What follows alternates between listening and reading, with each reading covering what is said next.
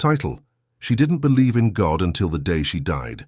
The young woman was late again, her heart pounding as she ran through the rain. She didn't know that stopping to help a stranger on the road would change everything. The man was injured, his car spun off the highway. She called for help, stayed until the ambulance arrived, and ran back to her car, drenched and shaking. By the time she reached her job, she was almost an hour late. Her manager didn't let her explain. "You're fired," he said coldly. Moments later, the owner of the company, the very man she had helped, not knowing who he was, walked through the door. What he did next, no one expected to see.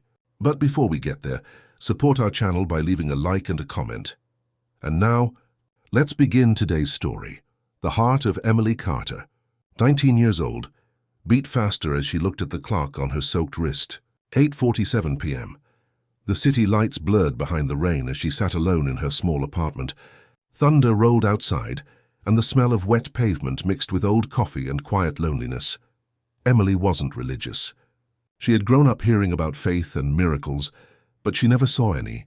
Her mother had died when she was 13, after months of praying for healing that never came. That loss sealed her heart. To her, God was a myth people invented to survive disappointment. She worked double shifts, barely sleeping, chasing a life that felt empty. Every Sunday, she'd pass a small church near her bus stop, hearing people sing about grace.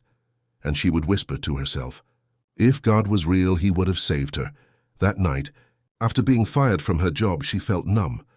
She grabbed her car keys, deciding to drive just to escape her thoughts. The rain poured harder. Neon reflections danced on the wet streets as her favorite song filled the car. For the first time in months, she felt something close to peace, then her blinding headlights. A truck swerved into her lane. The crash was thunder and glass and screaming metal, then silence. When Emily opened her eyes, the world was still. Her car was wrecked, twisted beyond shape, yet she stood outside it, untouched. Her hands trembled, her breath frozen. The air shimmered, filled with a sound that wasn't sound at all, like a song made of light. She turned slowly. A presence was moving toward her, radiant and alive. Every fiber of her being recognized him, even before she could see his face. It was Jesus. Emily fell to her knees, overwhelmed by a love deeper than anything she had ever felt. Tears streamed down her face as she whispered, "Why are you here?" He reached out his hand, not to take her away, but to lift her. His eyes met hers, and in that gaze she saw everything. Her pain, her anger, her lonely prayers. And then he spoke softly, "I never left you." In an instant, images surrounded her, as memories of her life, each one glowing with light. Every night she cried, every moment she thought she was alone. He was there, waiting, holding her heart when she couldn't. Then, the light grew brighter, like morning breaking through eternity. "You still have time," he said gently. "Go back. Live knowing you are loved." Emily gasped for air, beeping monitors, shouts, the sterile smell of a hospital. "She's back!" someone cried. "We got her back!" She had flatlined for 3 minutes. Her father was beside her, tears streaming down his face. She could still feel the warmth of that light, still hear his voice in her heart. The doctors called it a hallucination from trauma. But Emily knew the truth. She had been there. She had seen him. Days later, as she recovered, she began to pray again. Not for miracles, but in gratitude.